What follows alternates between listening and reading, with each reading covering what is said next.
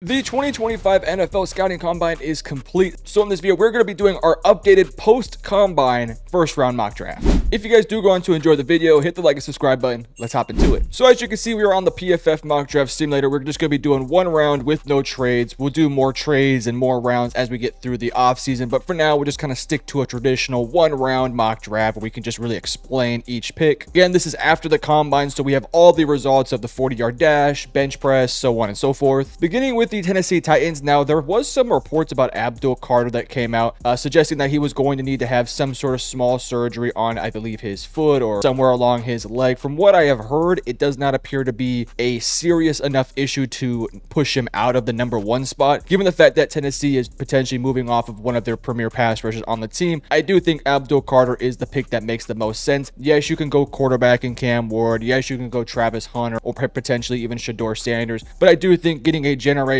pass rusher such as Abdul Carter would make the most sense, especially when you have the #1 pick. I think you should just lock up who you think is the best player in a position of need. They could use another edge rusher, and I think Abdul Carter makes a ton of sense. He's also just a fantastic player that has versatility as well. You can play him as a traditional outside linebacker, more of an edge, and if you want to, I think you can even line him up as like a middle linebacker here and there and see what he can do out in coverage and see what he can do chasing around quarterbacks. So I think Tennessee will get their hands on Abdul Carter and just have this dude all over the defensive line, kind of like a Micah Parsons, Von Miller like guy. So I think Abdul Carter just makes a ton of sense, and I do think he is a worthy #1 overall pick, so I'm not going to think too hard about it. Abdul Carter, you are going to be a Tennessee Titan. Moving over to #2, the Cleveland Browns. Now, there is some reporting that Deshaun Watson has likely played his last game as a Cleveland Brown, which does check out and does make a ton of sense. With that said, I just do not think the Browns are in a situation where they could realistically take a quarterback here and mess that pick up once again. You have the #2 overall pick. I think what they should end up doing is just taking the best player available. Yes, getting a quarterback would make a lot of sense and would be an awesome pick, but at the same time, you're reaching on a guy like Cam Ward, who I think is a good prospect, but I don't know if he's necessarily worthy of a top 2 pick. Same with Shador Sanders. That being said, quarterbacks are obviously going to fly up boards because they're a biggest priority for a team, but for a team like Cleveland that has had the history of just consistently missing and messing up draft picks by taking guys like Johnny Manziel and basically every single quarterback they've taken over the last 20 years,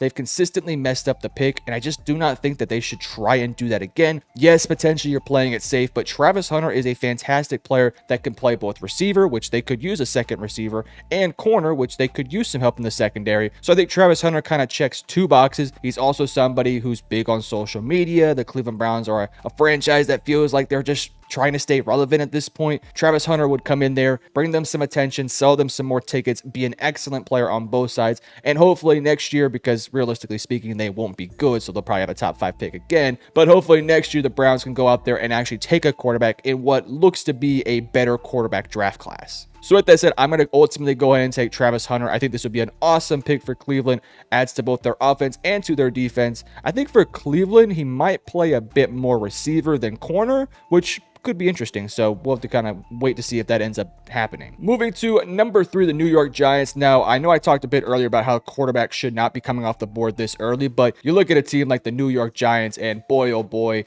this team seriously needs to look to address that quarterback position. I just do not see a world where this team comes out of this offseason without a quarterback. This is a team that absolutely 100% needs to get a quarterback this offseason, whether it is a Sam Darnold. There were some reports earlier this year, or earlier these couple weeks, where they were going after Matthew Stafford. That doesn't look like it panned out. So this team has to take a quarterback, and I think they are in a prime spot to ultimately take a guy like Cam Ward here. Either Cam Ward or Shador Sanders, I think, will likely be here, and if that is the case, I think that you ultimately do just go ahead and just take the guy, because if you decide not to take the quarterback and pray to God that one of these guys falls to the second round, I just think you're going to end up missing out, because a team like Las Vegas or the Jets or potentially even the Saints might be interested in these 2 quarterbacks. So for the New York Giants, I think you have to take the quarterback here, and well, Cam Ward is on the board. He's an awesome playmaking quarterback who can do all sorts of things. I think in a Brian Daboll system, you're going to have to kind of hone in some of his flaws, but you look at Cam Ward and you can see some similarities to Josh Allen in some ways, and of course Brian Daboll came from Buffalo where he was around Josh Allen, so potentially you could kind of see some similarities about how this could work out. But obviously if he becomes Josh Allen, that would be awesome, but I don't think he will. Moving to #4, the New England Patriots are on the clock here now. Offensive line is clear clearly their biggest need on the board, but I'm looking at Mason Graham here, and I think that ultimately this is probably where I'm going to go ahead and land here. I know interior defensive line isn't necessarily their biggest need,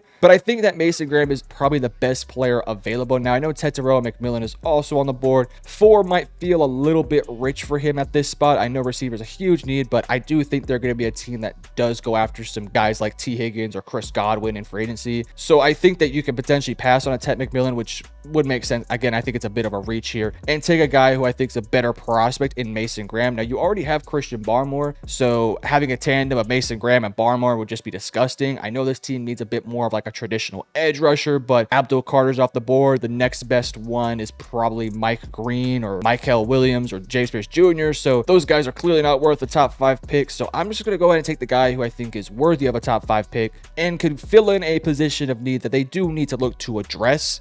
But this would be addressing it too much, but I think it would ultimately end up working out. That interior defensive line would be straight up nasty, so we'll take Mason Graham here. All right, number 5, we have the Jacksonville Jaguars. A lot of different ways we can go here. In the past, I've had them taking Mason Graham. I've done Will Johnson a few times. One position that I have not done for this Jaguars team is go offensive line. I know that might feel potentially like a little bit of a reach right now to go for a Will Campbell, but they have some serious issues on that offensive line, and I think it might make some sense to go ahead and take Will Campbell here. With that also said, Jahdae Barron's on the board. Will Johnson's obviously down the board right here. I think he could be worthy of the pick here. In fact, I think I'm talking myself into Will Johnson. This secondary is straight up just terrible. I think Jahdae Barron's a great corner, but I think Will Johnson has the higher ceiling. So ultimately, Jacksonville does need a cornerback. I would love to go Will Campbell here, but I think I'm going to ultimately hold off on this one and wait. Will Johnson will come in there, instantly step into that cornerback 1 role. I know his 2024 tape is not as good as his 2023 tape, but I still think you're going to get somebody with premier size,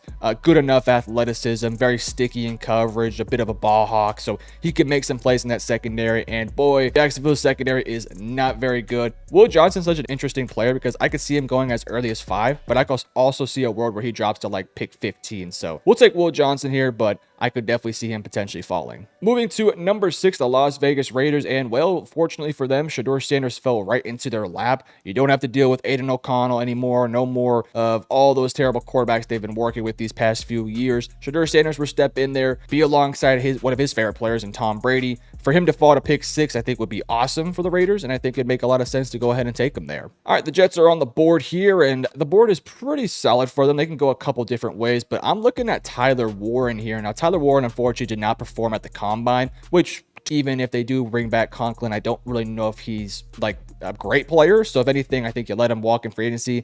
You take Tyler Warren. Tyler Warren could give this offense a clear-cut identity. He could be physical while run blocking. He can also be excellent as a straight-up receiving tight end. He can play running back. He can play fullback. He can even play quarterback. He can play outside receiver, slot receiver. Tyler Warren just is the total package as a tight end. He has a great frame, great size, great mentality for the game. He's just somebody that I think Jets fans will fall in love with, and you pair him next to Garrett Wilson, and hopefully they figure out their quarterback position within the next couple years, and I do think Tyler Warren would be a worthy pick. All right, pick 8 is here, and I'm going to take a little bit of a reach here, but I'm ultimately going to go ahead and take Jalen Walker for the Carolina Panthers. This has somewhat become a bit of a popular pick here. Now, Jalen Walker is ranked 27th on PFF, and frankly, I don't necessarily disagree with that. For Jalen Walker, you're shopping him and you're buying him at pick 8 because of what his potential upside is. Jalen Walker has elite traits to him, great athleticism, great bend. It's just that right now everything needs refinement and needs work in terms of technique. I've said this before, but I think Jalen Walker can instantly step in there day 1, play a edge rusher or an outside linebacker, or play more of an off-ball middle linebacker, and he can kind of learn on the job while also still making plays and making mistakes here and there. This is a Panthers team that, realistically speaking, isn't going to be contending over probably the next 2 years. If they ever get in contention these next 2 years, then something crazy changed, but for now, I don't think they're serious contenders these next couple years to really make a playoff run. So for a team like Carolina, getting a guy like Jalen Walker, who might take a little bit more time to develop, could make some sense, especially if he does ultimately come close to reaching his ceiling, because if he does reach his ceiling, you're talking about somebody who can be an excellent pass rusher while also being an awesome off-ball linebacker here and there. You're seeing nowadays a lot of teams draft linebackers and putting them out more as like an edge, or using them as not just off-ball linebackers, but using them more as blitzers and putting them out there as a safety and doing all these crazy things with linebackers. That's what Jalen Walker could be. And for a team like Carolina that could use somebody like that, just a versatile piece who can do all sorts of things, I think it makes a lot of sense for Carolina to maybe not reach here, but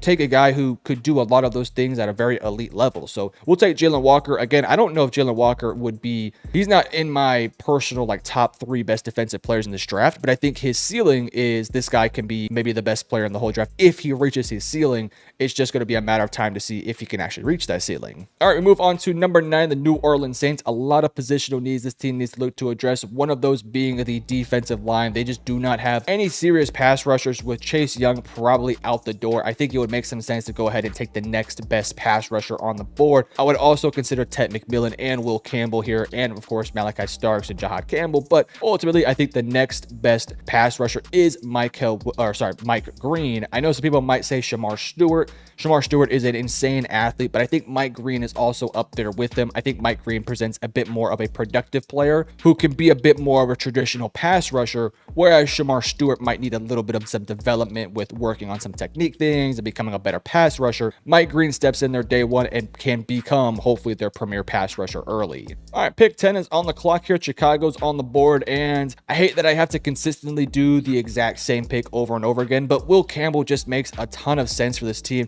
Now, Will Campbell did perform at the combine, and I thought he had a pretty solid day. On the day, he ran a 4.98 with a 10-yard split of 1.76, 9 foot 5 inch broad jump, and a 32-inch vertical jump. He ranked via Next Gen Stats the second highest ranked combine offensive tackle. So I think pretty clearly at this point, Will Campbell is the tackle 1 in this year's class for most analyst eyes. So I think Will Campbell makes a lot of sense. He can play guard. I think he can play center. He can play tackle. I think with Chicago, he's probably likely to stick inside to play guard. And I think Will Campbell would be a fantastic player there. He's physical, very good hands. I think his technique is solid. Unfortunately, he just doesn't have the arm length, which is why we always talk about him moving inside to play guard, because if you play tackle, you need to have longer arms. He doesn't have longer arms, which is unfortunate, but going up against some bigger boys up in the middle would make a lot more sense for him with his smaller frame, because he can use more of his size to anchor down, and he doesn't have to worry so much about lengthy arms that sometimes you see with those edge rushers. So I'm gonna go Will Campbell, and he's gonna be a future guard for the Chicago Bears.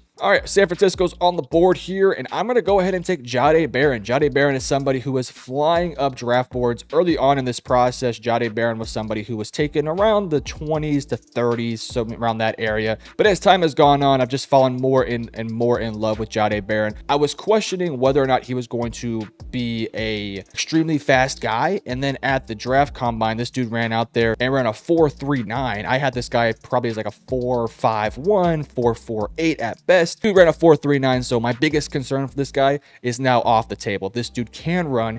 He can absolutely keep up with the fastest of the fastest. I think he's excellent in zone coverage. He's a versatile piece who can play outside corner. I've talked about it multiple times. He can play outside corner, nickel, safety, wherever you need him, you can put him there. This is a San Francisco team that isn't going to likely bring back Charvarius Ward. Have a lot of other question marks in that secondary. Shout out to Renardo Green. But we're going to go ahead and take Jahdae Barron here to pair alongside him. Again, I think he'll stick at outside corner, but if he doesn't work out there, you can move him anywhere on that secondary, and he could be fantastic. All right, Dallas is on the board here, and I got to be honest with you, this is, in my opinion, maybe best case scenario for Dallas. They need to add pieces to their offense, and if you look at the board, Tetairoa McMillan is here, Ashton Genty's here, Luther Burden's here. You could even look at Jahad Campbell, who's also here, and I think that would make a bit of sense too because of the DeMarvio and Overshown injury. Plus, you could probably stick him out at edge as well and develop him there. With that said, I'm going to go ahead and take my number 2 offensive player in this year's draft class. I'm taking Tetairoa McMillan. You pair Tetairoa McMillan's size, yards after catch, 50-50 balls, pair that alongside CeeDee Lamb, who's going to be a bit more of your slot guy who can also pair up to be on the outside. Now you have a receiving core of Tetairoa McMillan, CeeDee Lamb, and potentially Brandon Cooks if you bring him back. But if not Cooks, you have Jalen Tolbert, or maybe you'll spend another pick later in the draft to figure out that wide receiver 3 spot. Tetairoa McMillan next to CeeDee Lamb is, to me, a perfect pairing. CeeDee Lamb's a little bit on the shorter side. He's about, well, I shouldn't say that. He's like 6'2", 6'1" around that spot. Tetairoa McMillan's around 6'4", 6'5". Extreme length, extreme size, which pairs super super nicely alongside a guy like CeeDee Lamb, who maybe doesn't have the greatest size, but just can be an all-around number one option. Tetairoa McMillan could step in there, be their number two option, and just give Dak Prescott two elite weapons to actually throw the ball to. All right, number 13, I had the Miami Dolphins, and this is somebody who, in my opinion, absolutely dominated at the draft combine. And I think for a team like Miami, they're looking at this guy, and 1000% they are now reconsidering who their tackle number one will be.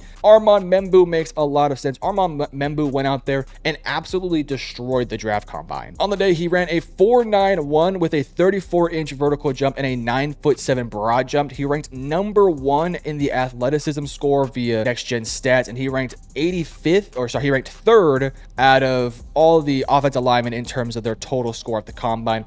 Armand Membou, to me, very well could now be considered the offensive tackle too for a lot of different minds. Productivity-wise, he was awesome at Missouri, but obviously I don't think he was necessarily as good as a Kelvin Banks or maybe a healthy Josh Simmons. With that said, Miami's a team that obviously they prefer to be a bit more of a speed team. They like to go out there and run outside zones, and they're not really a team that's extremely physical, but a guy like Armand Membou steps in there, can play offensive tackle, can play offensive guard, which I don't know where they're going to put him at, but you can figure that out themselves.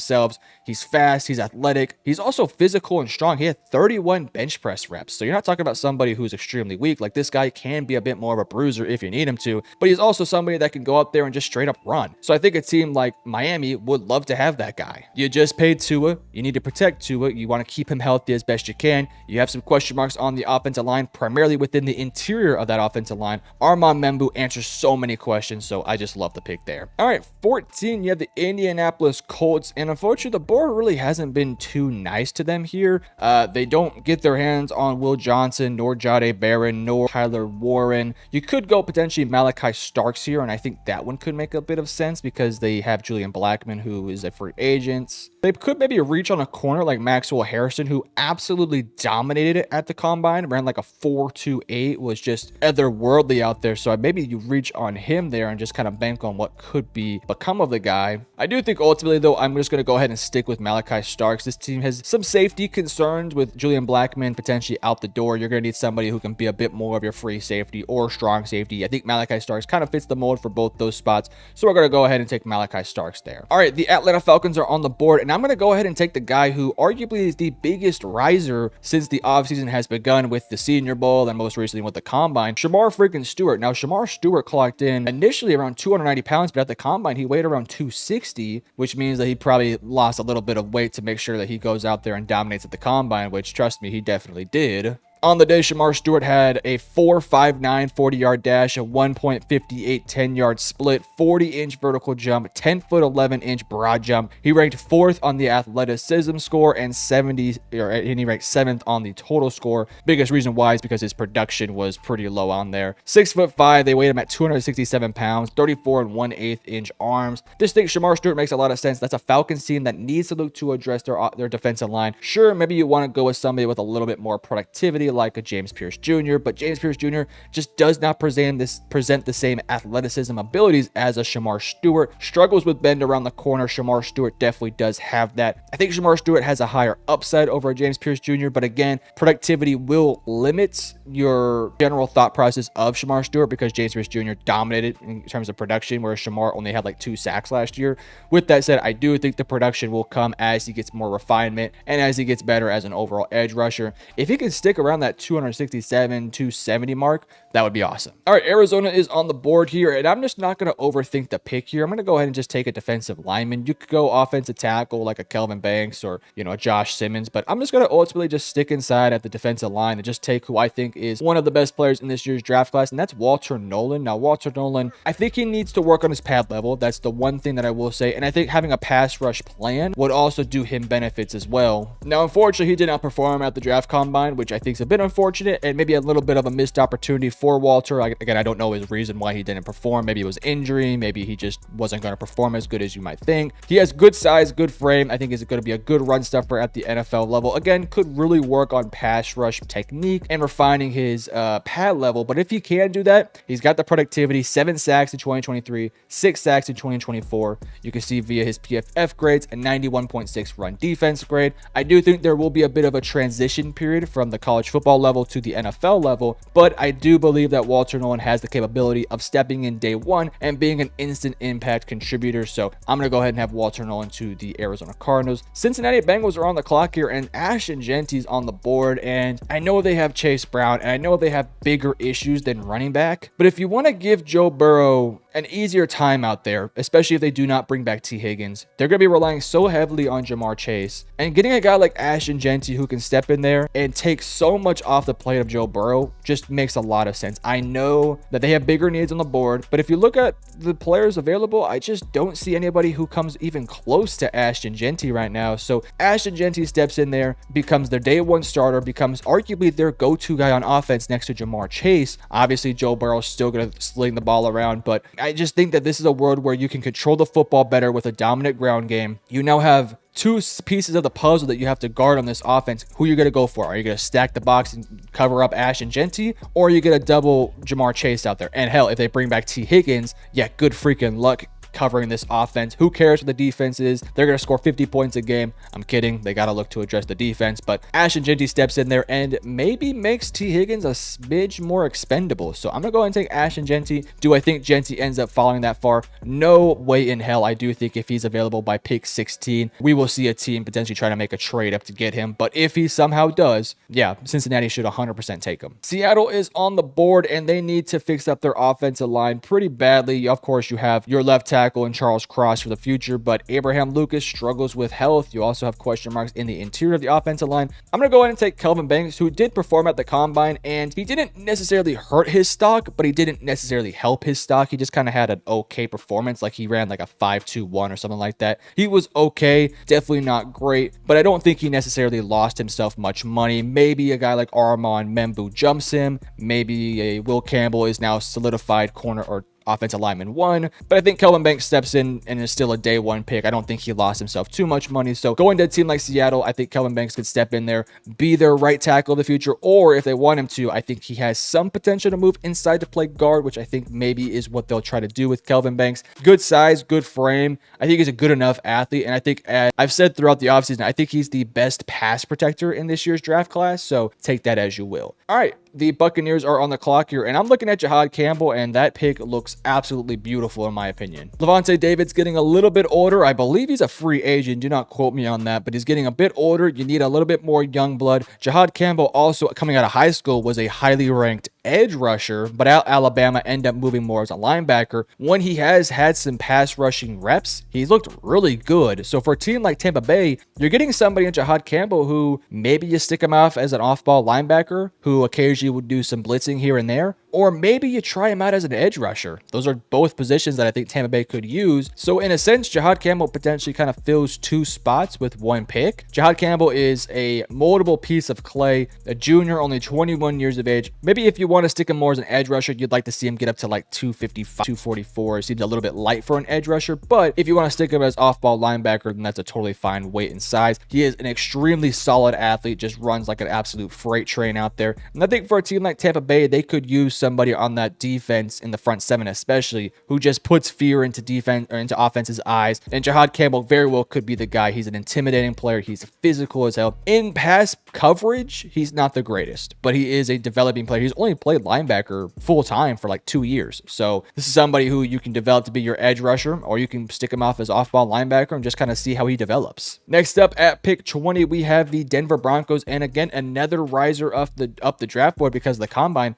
I'm taking Matthew Golden here. I think there's a legitimate argument to be made that Matthew Golden very well is now the wide receiver 2 just behind Ted McMillan. On the day, he ran a 4.29, which led all receivers in this year's class. Now, after that, I don't think he performed anything else, which I don't blame him. Kind of a mic drop when you go out there and run a 4.29. All the talk this entire past few weeks is that, oh, is Isaiah Bond the speedster? Is he going to be somebody who breaks Xavier Worthy's record? Just for Matthew Golden to be the fastest of the two Longhorns. By the way, I still think Isaiah Bond is extremely fast, and I still think he's probably faster than Matthew Golden. I just don't think he's 100% right now, so keep that in mind. But Isaiah Bond is not a better player than Matthew Golden. Matthew Golden is a fantastic player, arguably maybe the best route runner in this draft class. You see a lot of comparisons to Stephon Diggs, and I think there's good reason why. He's somebody who maybe projects to play a bit more of like a slot guy who can also fill out on outside receiver as well. I think he understands the nuances of the receiver position and how to run routes at a crisp level. He has maybe the most solid hands in this class. He makes every catch at Texas. I mean, his second half of the season was fantastic, but still his first half was really good. Just an extremely productive player that had an awesome end to their season. He's somebody who is flying up draft boards, and I think for good reason. For a team like Denver that needs to add another weapon next to Courtland Sutton, Matthew Golden makes a lot of sense. Yes, you can go Colston Loveland or Luther Burden. I think they're totally fine picks, but ultimately I decided to go with Matthew Golden. But don't you worry, Luther Burden is going to be the very next pick off the board. Now, Luther Burden also performed at the combine, and he looked fine. He ran a 4.41, 1.54 10-yard split. He ranked third of all combine receivers. He just didn't do anything else. He kind of just ran the 40 like Matthew Golden and just called it a day. I would have liked to have seen Luther Burden go out there and do a little bit more to kind of show off his athleticism and maybe one up Matthew Golden in some ways, but I still think there is a world where Luther Burden does go ahead of Matthew Golden. For a team like Pittsburgh that desperately needs to add weapons to their offense next to George Pickens, getting a guy like Luther Burden steps in there day one, will be that wide receiver too, and I think he'll play more of a slot receiver, but you can also stick him out there as an outside guy. He's extremely quick, very good with the ball in his hands. You can do all sorts of things with him. Maybe could work on some refining of technique. He also had some drop issues in 2023, which we'll monitor in this upcoming season. He did do a lot better in 2024. 2024, a little less productive, but I still felt like the player was still inside. I just felt like the rest of the team around him just played a lot worse. So we'll take Luther Burden here for the Pittsburgh Steelers. All right, the Chargers are on the board here, and I'm not going to overthink this one. We're going to go ahead and just take Colston Loveland out of Michigan. Now, I think the pick makes a lot of sense. Unfortunately, he didn't do much of the combine, which I feel like was a little bit of a missed opportunity. I will say, even if he did perform, I don't really think that he would have improved his draft stock too much because I feel like he's already a fringe first round, probably more of a second round guy who is clearly behind Tyler Warren. But you never know. If he goes out there and ran like a 4.5 or a 4.6 and just puts on an absolute clinic, maybe he moves up the draft board. But he didn't ultimately do it, which again could be viewed as a missed opportunity. But I think at the latest, you look at a team like the LA Chargers, and I think this is really where Colston Loveland starts to become a realistic option. LA Chargers have a big need at tight end. They need to look to add big weapons for Justin Herbert to get the ball to. There's obviously the connection with the coach, so I'm sure the meetings went well, and I'm sure that Harbaugh would love to bring in another Michigan guy. By the way, Kenneth Grant still on the board here, and I think he'd make a lot of sense to a team like the Chargers as well. You need to add weapons next to Justin Herbert. This offense needs to be more dynamic. You have Ladd McConkey, you have Quentin Johnston. Bringing in Colston Loveland could just be another piece of that puzzle, and I think he brings in a more receiving threat, which I think this team needs. So I'm ultimately going to stick with the pick here, and I think it makes a lot of sense. All right, Green Bay is now on the clock here, and I just cannot let James Pierce Jr. fall any longer here. Rashawn Gary is still a star, but Lucas Van Ness has not developed the way you would want him to. James Pierce Jr. has the productivity, has a speed rush that's pretty okay. I think he has some pass rush moves that could use some refinement, but I also think he has a bit of a toolbox right now. Biggest issue for him is he just does not have much bend around the corner, which is concerning, but at the same time, I think he has the physical skill set to work on it and get better at it. He's 6'5", 243, so you'd like to see him put on a little bit more weight. He did perform at the combine and ran a 4.47 and had a 1.56 10-yard split, 31-inch vertical jump, and 10-foot 3-inch broad jump. There have been some questions about his character concerns, but I'm not too worried about that, especially for a team like Green Bay that always has had a solid culture. So we'll take James Pierce Jr. here. Definitely needs to work on some refining of his techniques and work on his bend a smidge, but I think for a team like Green Bay that needs a second option next to Rashawn Gary, I think James Pierce Jr. could be the guy. All right, at 24, the Minnesota Vikings, I'm going to go ahead and take Amarion Hampton, who I thought looked fantastic at the draft combine. Aaron Jones is, I believe, a free agent and likely probably will not be returning. Now, Amarion Hampton was out there with a bunch of other really good running backs. I mean, this is an awesome class, but I think that Amarion Hampton, he went out there and he did his job. Ran a 4.46, 1.54 10-yard split, 38-inch vertical jump, 10-foot 10-inch broad jump, a 20-yard shuttle of 4.4 seconds, and 18 reps in bench press. He ranked 4th in production score, 9th in athleticism score, and 4th in total score via next gen stats. It's a team in Minnesota that I just feel like could really use, I don't want to say an identity change, but something else on the offense to kind of change the pace pace up. Obviously,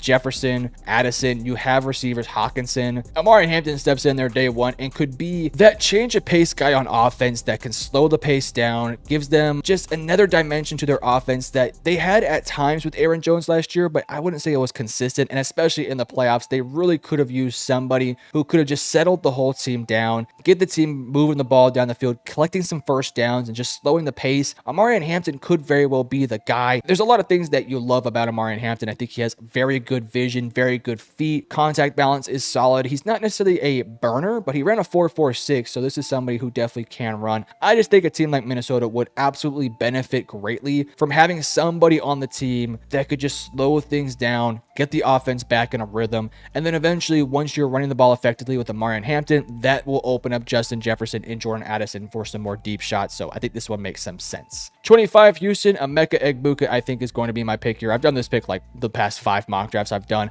I just love the pick. Emeka Egbuka did not really do much of the draft combine, but from what I know about Emeka Egbuka, he is just the ultimate competitor. He's extremely smart, a gifted route runner, probably more of a slot guy. Tank Dell's injuries are concerning. I don't know if they're going to bring back Stephon Diggs. If they do, then maybe this pick is something else. But if they don't, they just have Nico Collins and an injured Tank Dell. So I think Emeka Egbuka has the connection with CJ Stroud, both Ohio State guys, both played with each other. I'm sure CJ would love the pick, and I'm sure Emeka would love the pick too. I think it would give this offense another piece. And if Tank Dell does come back healthy, you'd have a trio of receivers that would just be disgusting. So I'll take Emeka Egbuka here. All right, 26, I got the LA Rams. I'm going to go ahead and take Josh Simmons. He did not do anything at the combine because of injuries, but if he comes back fully healthy, you're looking at somebody who has potential to be an awesome offensive tackle. LA has some big time question marks along the offensive line. You bring back Matthew Stafford on a longer deal, so you probably want to protect the guy. Getting Josh Simmons brings out an athletic, physical offensive tackle who has maybe a lighter frame than what you would like, but I think presents as somebody who can fit nicely into a Sean McVay system. He's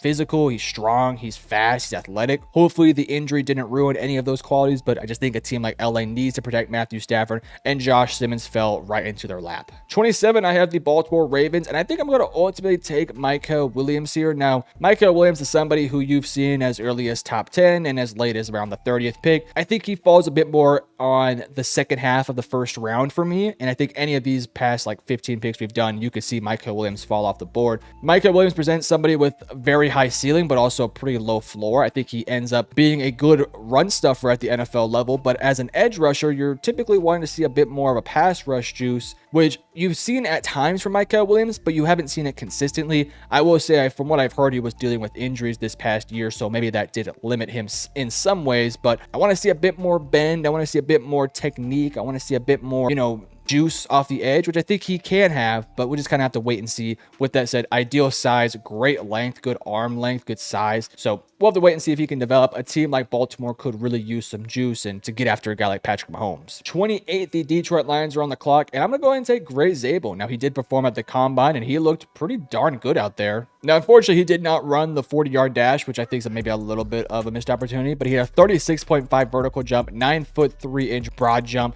26 reps on bench press. Via next gen stats, he had the first ranked production score, second ranked athleticism score, and first ranked total score. Again, he didn't really do a whole bunch in terms of certain drills, but I still think Gray Zabel makes a lot of sense. He dominated at the Senior Bowl. This is a team in the Detroit Lions that have a lot of concerns with the interior of their offensive line, with age, with free agency, with having to pay certain guys. So bringing in Gray Zabel, you get somebody who I think can be just an absolute dog up the middle. He can play tackle, he can play guard, he can play, I think, even center. He's physical, he's fast, he's athletic, his hands are really solid. Maybe not the greatest competition at North Dakota State, but I just think Gray Zabel is a fantastic player that I think will step in there and instantly be a solid role player for the Detroit Lions. All right, Washington's on the board here, and with Jonathan Allen potentially out the door, maybe that does present Kenneth Grant potentially as being a realistic option here for this team, or Derek Harmon as well. You obviously just traded for Deebo Samuel. This team does have some offensive line concerns, so I maybe would have loved to have seen Gray Zabel there. We could go Josh Connerly here as well, but I think maybe adding some juice to this defensive line. Again, Jonathan Allen's out the door. I know you have Jerzon Newton, but who do you have outside of Deron Payne and Jerzon Newton? I think if you bring in Kenneth Grant, you get a good run stuffer who can also give you some juice off the edge. With that said, I am not going to take Kenneth Grant because I'm going to go ahead and take the cornerback Maxwell Harrison, who was the biggest winner of any cornerback out there. He was in my opinion, the best cornerback in basically every single drill. On the day, he ran a 4.28, 1.5 10-yard split, 39.5 vertical jump, 10-foot, 9-inch broad jump. He ranked 8th in production score, 9th in athleticism score, and 7th in total score. I thought he looked the best in a lot of the drills out there. He looked fluid in the hips. You look at a team like Washington that could really use a cornerback too, alongside what you already have in Marshawn Lattimore and Mike Sanders still. Maxwell Harrison steps in there, presents a freakishly athletic player who also has good ball productivity. Take Maxwell Harrison there. All right, Kenneth Grant's coming off the board here. I cannot see him falling any longer. Buffalo, you are getting an interior defensive lineman that can be an absolute run disruptor. You could also present a bit of a pass rush juice element too. Inconsistency is the one thing that I have seen from Kenneth Grant pretty consistently, where he'll just make an awesome play, but you just want to see him make those awesome plays more consistently. Like, you know, he has that ability in him. It's just at times you see somebody who plays well one play, the next play maybe it leaves a little bit to be desired. With that said, if you can hone that in, get this guy as part of your defensive line rotation, I think it makes a lot of sense. Next up, Kansas City. Derek Harmon is on the board here, and if I am the Kansas City Chiefs, Chris Jones is only getting older. I would like to add a bit more juice to my defensive line. Derek Harmon very well could be the guy. But with that said, your offensive line needs to add some tackle pieces. I mean, they were running a guard at tackle and Joe Thuney. Their offensive line got absolutely smothered during the Super Bowl, so we got to take Josh Connerly, who I thought looked pretty good throughout the combine. Philadelphia's on the board here, and recently, as of like an hour before recording this video, they actually just cut Darius Slay. So I think this team could be in the market to potentially find another outside corner. Obviously, Quinion Mitchell's out there. You obviously have Garner Johnson. You obviously have White Thunder. I forget his name. The white guy they took last year. I'm sorry, I can't remember his name right now. You also have some pretty good safeties. So you have options out there. But if you want to keep a strength, I think potentially doubling down and finding somebody like a Trey Amos makes a lot of sense. He had a really solid day at the combine. Not the greatest player in terms of, you know, how he performed at the combine, but I thought he looked really good. Ole Miss guy. I think it kind of fits into what Philadelphia wants to do in terms of addressing positions of need aggressively. And I think adding Trey Amos will just continue to build that young core of just awesome secondary members, and he could be your number 2 corner alongside what you already have in Quinion Mitchell. So we'll take Trey Amos to round off the draft here. But as you can see, this is my first round. You guys let me know in the comment section below, what picks do you agree with and what picks do you disagree with? And if you enjoyed the video, hit the like and subscribe button. I love you guys. Peace.